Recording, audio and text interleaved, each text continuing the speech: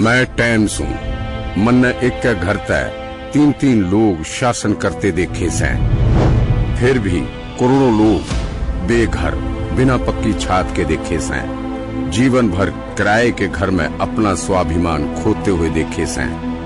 फिर मैंने देखा मोदी को 10 साल में 4 करोड़ आवास बनाते हुए, हर सर के ऊपर पक्की छात का संकल्प उठाते हुए। जब भी मैं इब देखने लाग रहा सूं, हर परिवार का अपने घर का सपना पूरा होते हुए और फिर बनते देख रहा सूं।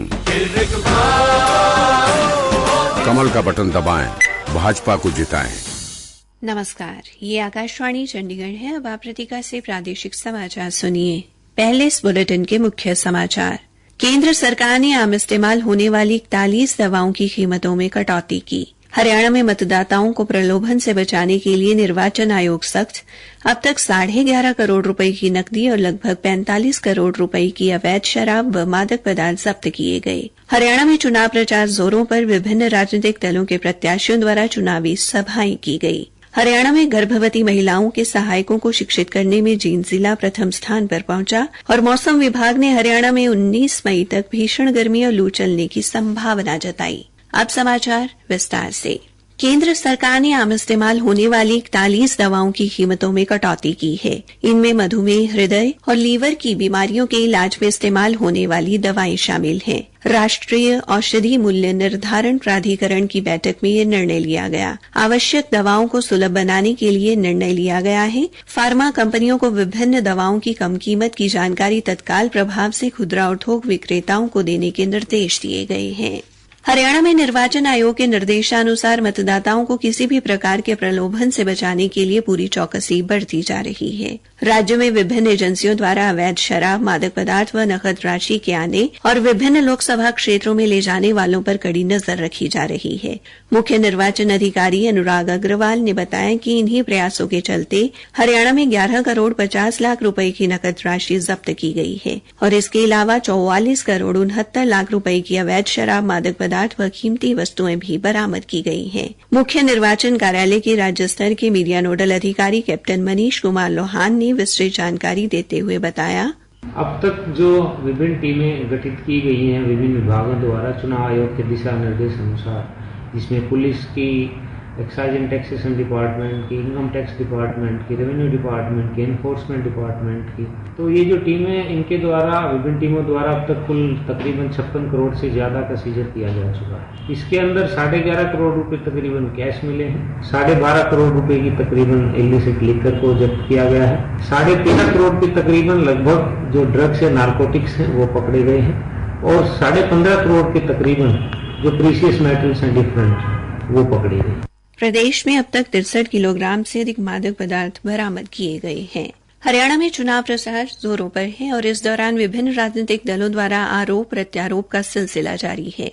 करनाल में कांग्रेस प्रत्याशी त्रिलोचन सिंह के लिए चुनाव प्रचार कर रहे कांग्रेस प्रदेशाध्यक्ष उदय भान ने हरियाणा सरकार के अल्पमत में होने का मुद्दा उठाया और कांग्रेस में फूट के सवाल पर कहा कि उनकी पार्टी एकजुट है। भिवानी महेंद्रगढ़ से कांग्रेस प्रत्याशी रावदान सिंह ने भिवानी शहर में प्रचार किया और मौजूदा सरकार पर राजनीति से प्रेरित होकर उनके बेटे पर करोड़ों रुपए के लेन देन का मामला चलाने का आरोप लगाया। केंद्रीय राज्य मंत्री एवं फरीदाबाद लोकसभा क्षेत्र से बीजेपी प्रत्याशी कृष्णपाल गुर्जर ने गांव बामनी खेड़ा में विजय संकल्प रैली को संबोधित किया। इस अवसर पर पूर्व सैनिकों द्वारा उन्हें समर्थन देने का ऐलान किया गया। श्री गुर्जर ने कहा कि कांग्रेस ने सैनिकों का मनोबल गिराने का काम किया है, जबकि नरेंद्र मोदी ने सेना को मजबूत किया है। वित्त मंत्री जेपी दलाल ने भिवानी के लोहारू हलके के कई गांवों में लोगों को संबोधित किया। लोगों के बीच ट्रैक्टर पर पहुंचे श्री दलाल ने बीजेपी प्रत्याशी धर्मवीर सिंह को वोट देने की अपील की। उधर मुख्यमंत्री नायब सिंह ने करनाल के आर्य समाज मंदिर में हवन यज्ञ के साथ अपनी चुनावी अभियान को आगे बढ़ाया। कार्यक्रम में करनाल से बीजेपी प्रत्याशी मनोहर लाल भी उपस्थित रहे। मीडिया से बातचीत में मुख्यमंत्री ने कांग्रेस में फूट, आम आदमी पार्टी की नेता स्वाति के साथ हुई घटना व परिवारवाद के मुद्दे पर इंडी गठबंधन को घेरा। प्रादेशिक समाचार आकाशवाणी चंडीगढ़ से प्रसारित किए जा रहे हैं। हरियाणा में गर्भवती महिलाओं और उनकी देखभाल करने वाले सहायकों को शिक्षित करने में जींद जिला 10वें स्थान से प्रथम स्थान पर पहुंच गया है। इस अभियान के तहत बेहतर कार्य करने वाली सभी स्टाफ नर्स को आज सम्मानित किया गया। अभियान के राज्य प्रबंधक डॉ अभिषेक जैन ने आज जींद में मीडिया से रूबरू होते हुए ये जानकारी दी। इस उपलब्धि पर फख्र करते हुए सिविल सर्जन डॉ गोपाल गोयल ने कहा, हरियाणा सरकार का एक प्रोग्राम है कैंपेन केयर प्रोग्राम, जिसके अंदर बेसिकली हम क्या करते हैं कि जो भी हमारी गर्भवती महिलाएं हैं या डिलीवरी के बाद की महिलाएं हैं या एसेंशियल मदर हैं, तो बेसिक प्रोग्राम ये है कि पेशेंट के जो अटेंडेंट है उसको एक तरह से एजुकेट करना कि मैक्सिमम वो पेशेंट की और जो बच्चे का ध्यान रख पाए, और जो छोटी छोटी बातें हैं जिनसे उनको बहुत फायदा हो सकता है उसके लिए। हमारा जिला पिछले काफी समय से पीछे चल रहा था, कभी 9वां कभी 10वां, तो मई में अभी तक हम नंबर 1 पे चल रहे हैं। स्टाफ जो दिन रात मेहनत करती हैं, सुबह दोपहर शाम सेशन लेती हैं, सभी बधाई की पात्र है। और हमारा प्रयास यही रहेगा कि ज्यादा से ज्यादा लोगों को जींद जिले में एजुकेट किया जाए। मौसम विभाग द्वारा पंजाब और हरियाणा के कई इलाकों के लिए कल के लिए येलो अलर्ट और 18 मई के लिए ऑरेंज अलर्ट जारी किया गया है। विभाग ने आज से 19 मई तक इन क्षेत्रों में भीषण गर्मी के साथ लू चलने की संभावना जताई है और कहा है कि हरियाणा में आगामी 4 दिनों के दौरान तापमान में 3 से 4 डिग्री सेल्सियस की वृद्धि हो सकती है, जिससे सभी जिलों में अधिकतम तापमान 40 डिग्री सेल्सियस से ऊपर चला गया है। मौसम विभाग ने कल से 20 मई तक तेज गति से हवाएं चलने की संभावना भी जताई है।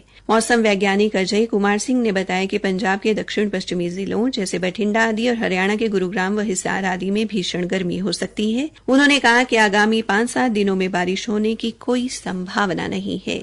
भिवानी के उपायुक्त नरेश नरवाल ने गर्मी और लू को देखते हुए जिलावासियों के लिए एडवाइजरी जारी की है, जिसमें जरूरी कार्य सुबह और शाम को करने तथा दोपहर को बहुत जरूरी होने पर ही घर से बाहर निकलने और बुजुर्गों, पुरानी बीमारियों से पीड़ित लोगों व शिशुओं का विशेष ध्यान रखने को कहा है। इसके अलावा हल्के रंग के सूती कपड़े पहनने, धूप में बाहर निकलते समय सिर ढकने व बार बार पानी पीने की सलाह दी गई है। उपायुक्त ने लोगों के साथ साथ पशुओं पक्षियों का भी विशेष ध्यान रखने को कहा है।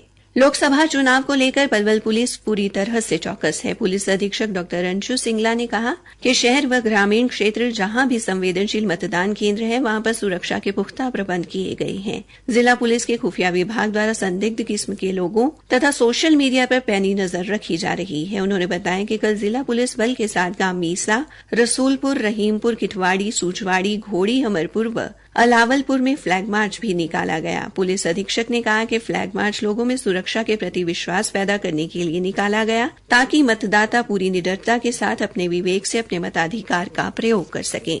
अंबाला की जिला मजिस्ट्रेट डॉ शालीन ने प्रधानमंत्री नरेंद्र मोदी के 18 मई को अंबाला शहर में आगमन को लेकर सुरक्षा की दृष्टि से धारा 144 लगाने के आदेश जारी किए हैं। जारी आदेशों के अनुसार 18 मई को पूरे जिले को नो फ्लाइंग जोन एरिया व रेड जोन घोषित किया गया है।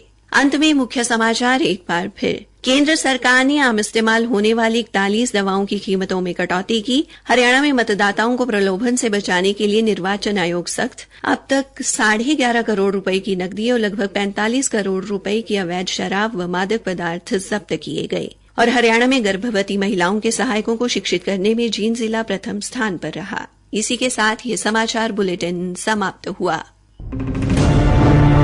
मैं टाइम्स हूँ, वरना इस देश में अर्थशास्त्री ने 2 बार प्रधान बनता देखा से, फिर भी देश दुनिया की सबसे कमजोर 5 अर्थव्यवस्था में लुढ़कता देखा से। हालात तो बदले से नरेंद्र मोदी जी ने, जो फ्रेजाइल 5 था भारत की अर्थव्यवस्था ने टॉप 5 मान ले आया। और अब तो मैं भारत ने 3 नंबर पे आते देखने लाग रहा सूं। मेक इन इंडिया और स्टार्टअप की भरमार देखने लाग रहा सूं और बढ़ते देख रहा सूं। कमल का बटन दबाएं, भाजपा को जिताएं।